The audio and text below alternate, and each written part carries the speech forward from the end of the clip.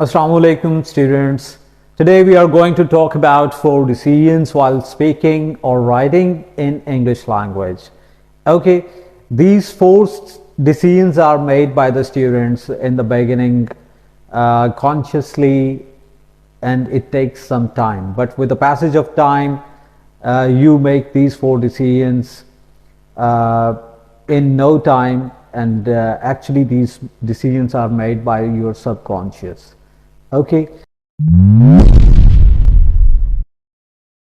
ये जो 4 डिसीजंस मैं आपको बताने लगा हूं, शुरू में आप इसमें टाइम भी लेते हैं और आपको थोड़ी सी दिक्कत भी होती है, लेकिन जैसे जैसे वक्त गुजरता है आपको इसकी आदत पड़ती जाती है और एक वक्त ऐसा आता है कि जब आप बगैर सोचे समझे सेंटेंसेस बोल रहे होते हैं और ये 4 डिसीजंस आपका सबकॉन्शियस कर रहा होता है।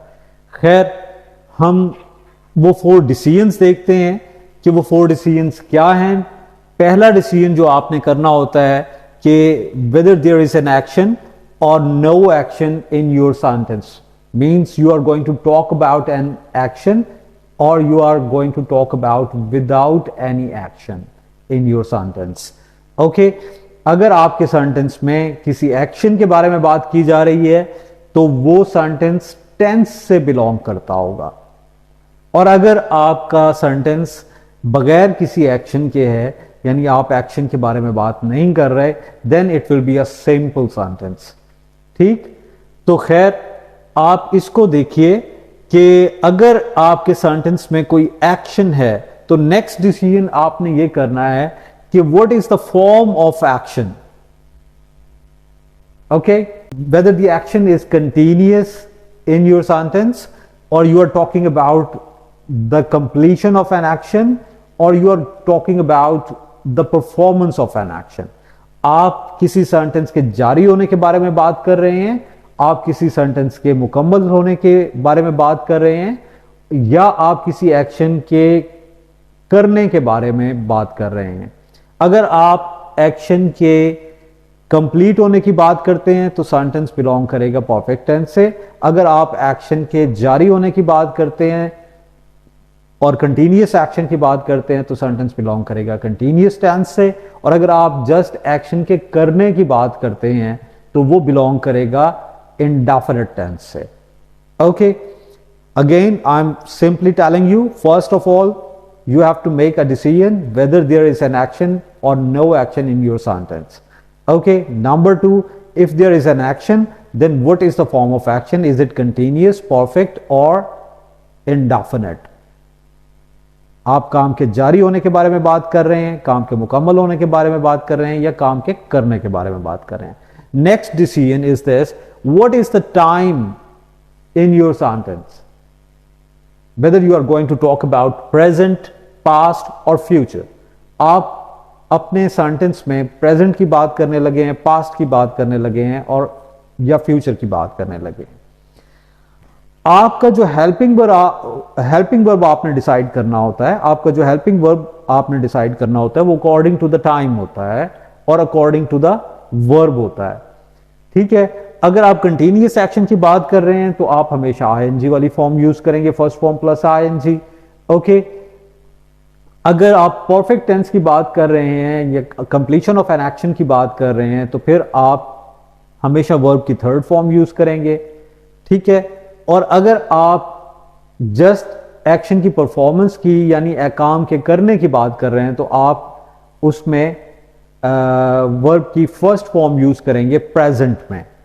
ठीक है, और ये डिसीजन होगा आपके टाइम में कि अगर आप प्रेजेंट की बात कर रहे हैं तो काम के करने के लिए first form of verb use होगा, काम के जारी होने के लिए आईएनजी वाली फॉर्म यूज होगी, और उसके साथ उसके helping verbs is MR use होंगे।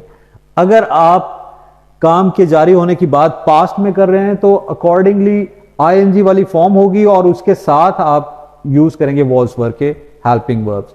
इसी तरह से अगर आप फ्यूचर में काम के जारी होने की बात कर रहे हैं तो उसके मुताबिक आप फ्यूचर के हेल्पिंग वर्ब्स यूज करेंगे, विल बी और शैल बी। ठीक हो गया। तो नेक्स्ट हम चलते हैं कि अगर आप काम के मुकम्मल होने की बात कर रहे हैं तो आप हमेशा वर्ब की थर्ड फॉर्म यूज करते हैं। प्रेजेंट में उसके साथ हेल्पिंग वर्ब्स यूज करते हैं हैज हैव, पास्ट में यूज करते हैं हैड, और फ्यूचर में विल हैव शैल हैव। इसी तरह से काम के करने की बात अगर पास्ट में की जा रही है तो फिर आप second form of verb use करते हैं। ठीक, तो ये जब आप 4 डिसीजंस करेंगे, फर्स्ट डिसीजन के एक्शन या नो एक्शन, एक्शन है या नहीं है, दूसरा फॉर्म ऑफ एक्शन क्या है, और थर्ड टाइम क्या है सेंटेंस में, तभी आप अपने हेल्पिंग वर्ब्स और फॉर्म्स ऑफ वर्ब्स डिसाइड कर सकते हैं। नंबर 4, ये चौथा डिसीजन जो आपने करना है वो है कि व्हाट इज द सब्जेक्ट और what is the object in the sentence. First of all you will go for the subject, क्योंकि जो सेंटेंस आपने स्टार्ट करना है वो अपने सब्जेक्ट से करना है। ठीक है, सबसे पहले आपका सब्जेक्ट आपके सेंटेंस में आएगा।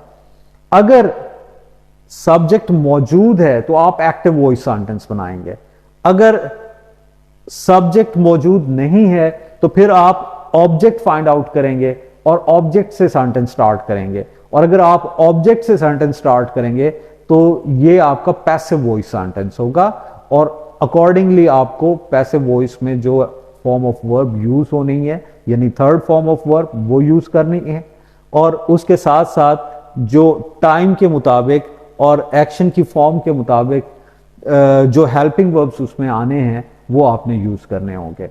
सो again I am repeating and concluding this lesson कि you have to make 4 decisions. First decision is this: whether there is an action or no action in your sentence. If the action is there, then it will belong to the tense. If the action is not present in your sentence, then it will be a simple sentence. Second decision: if there is an action, then what is the form of action? Okay, अगर आपके sentence में action है तो form of action क्या होगी, उसके मुताबिक आप फॉर्म ऑफ वर्ब लगाएंगे। Number 3, what is the time in your sentence, अगर वो प्रेजेंट है तो उसके हेल्पिंग वर्ब्स लगाएंगे आप फॉर्म ऑफ वर्ब के साथ, अगर पास्ट है तो उसके हेल्पिंग वर्ब्स लगाएंगे, और अगर फ्यूचर है तो उसके हेल्पिंग वर्ब्स लगाएंगे according to the form of verb.